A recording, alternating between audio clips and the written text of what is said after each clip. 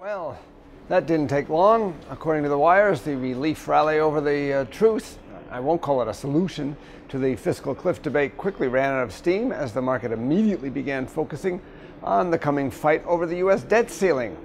I'd expected at least a few days respite from the focus on U.S. politics, but no such luck. At least that was the explanation given for why the dollar gained on the day.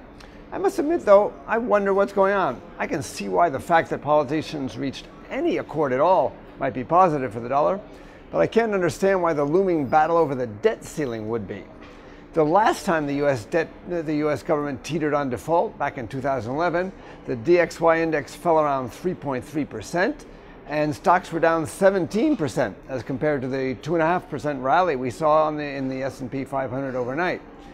That's why I expect the dollar rally to be short-lived. Peripheral European bonds had one of their best days in several months yesterday. It's curious that the euro would weaken while Spanish bonds were rallying so much.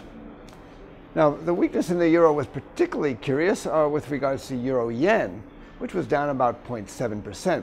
In fact, euro-yen's RSI is over 80 right now, so the retracement may have further to go just on technical reasons. Nonetheless, I still think the yen's decline is just getting started. If euro-yen does retrace further, it could provide a good entry point for people who missed the trade in the first time around. At the same time, the pound gained versus the euro overnight after the UK manufacturing PMI unexpectedly rose to 51.4 from a revised 49.2 in November, showing that manufacturing in the UK is finally expanding. The pound tends to be a pro-cyclical currency and could gain further against the euro in coming days as people reassess their views on the UK economy. So if we put these two trends together, why not look at the pound versus the yen? That pair has gained a lot recently, and indeed the RSI there is even higher than in euro-yen.